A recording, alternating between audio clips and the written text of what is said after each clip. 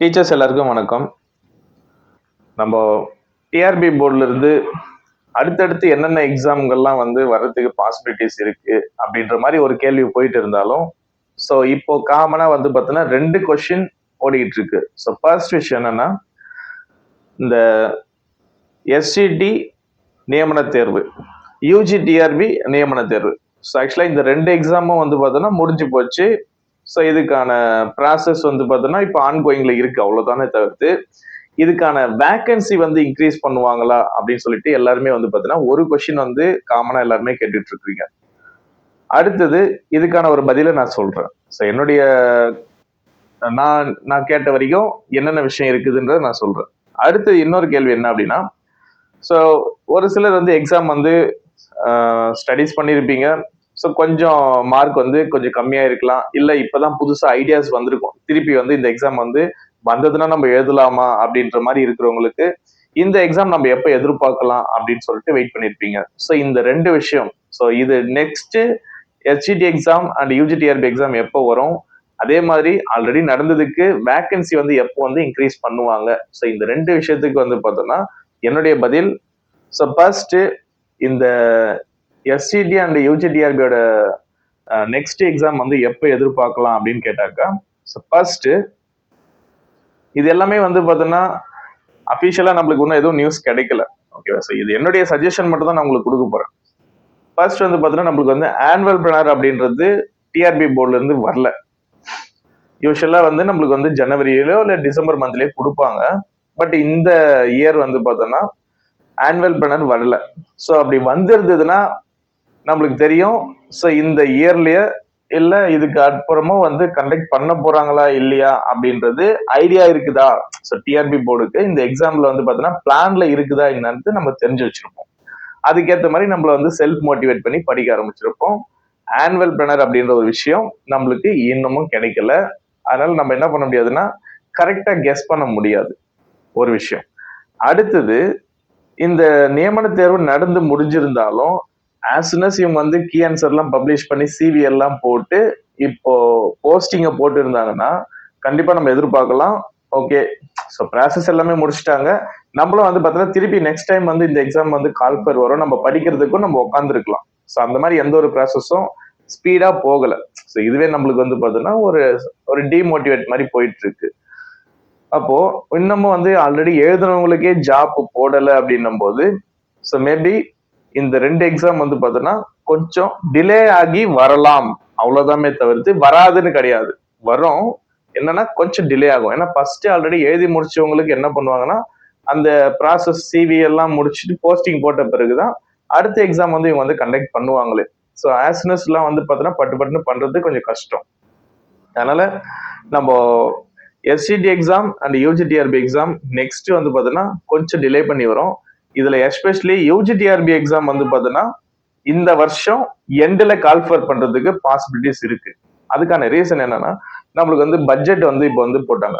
So அதுல ஒரு 841 vacancies பட்டதாரி ஆசிரியர்களுக்கு இருக்கு அப்படின்ற ஒரு இன்ஃபர்மேஷனை நம்ம என்ன பண்ணிருக்கோம் அப்படின்னா, இப்போ ரீசெண்டா நம்ம ஒரு நியூஸ் பார்த்திருப்போம். ஸோ பட்ஜெட்ல சொல்லியிருப்பாங்க அந்த பிடி அசிஸ்டன்ட்டுக்கு ஒரு 841 வேகன்சிஸ் இருக்குன்னு. ஸோ அப்போ அதுல பேப்பர் 1 பாஸ் பண்ணவங்களுக்கு எஸ்சிடி வேகன்சி பத்தி எதுவும் மென்ஷன் பண்ணல.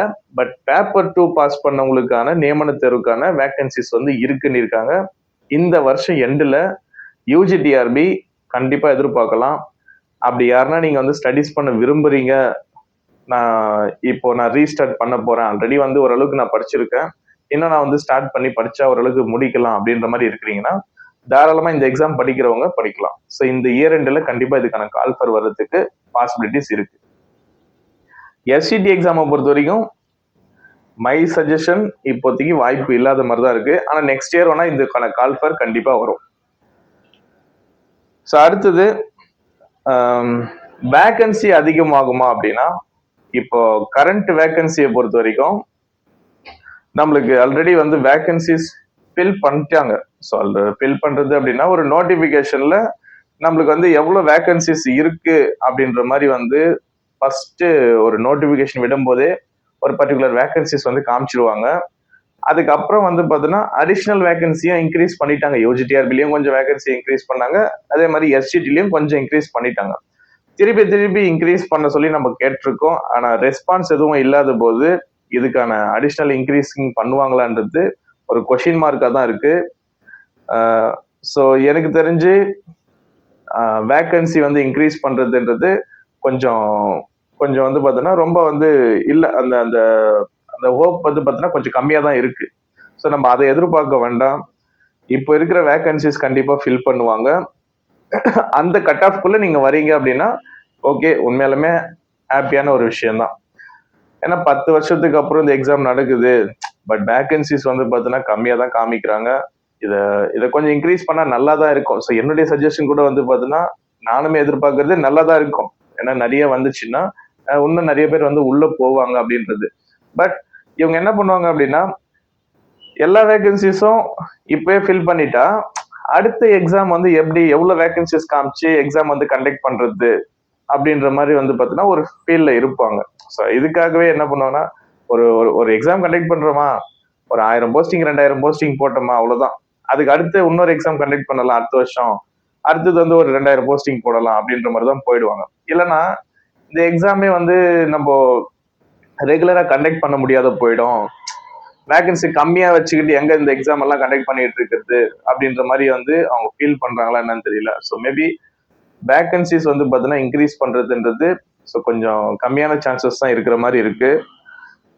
அப்படி எஸ்சிடி எக்ஸாம் எழுதி முடிச்சுட்டேன், ஓரளவுக்கு வந்து மார்க் வந்து எனக்கு வந்து கம்மியா தான் வருது, நீங்க பார்த்த கீ ஆன்சர் பொறுத்த வரைக்கும் கம்மியா தான் இருக்கு, இப்ப என்ன அடுத்தது நான் பண்றது அப்படின்னு நீங்க என்கிட்ட கேட்டா ஸோ பெஸ்ட் யூஜிடிஆர்பி கேண்டிடேட்டா இருக்கிறவங்க நெக்ஸ்ட் எக்ஸாம் வந்து பார்த்தீங்கன்னா இந்த இயர் எண்டுக்குள்ள வரதுக்கு பாசிபிலிட்டிஸ் இருக்கு. பட் எஸ்சிடி எக்ஸாம் வருமானு தெரியல. ஆனா அப்படியே வந்தாலும் கூட நீங்க படிக்கலாம். அதுக்கு ஆல்டர்னேட்டிவா வந்து பார்த்தீங்கன்னா இந்த டிஎன்பிசில இருந்து கண்டக்ட் பண்ற குரூப் 4 எக்ஸாமுக்கு நீங்க படிக்கலாம். ஏன்னா சிலபஸ் ஆல்மோஸ்ட் வந்து பார்த்தீங்கன்னா ஓரளவுக்கு கனெக்டட் ஆகும் ஒரே மாதிரி.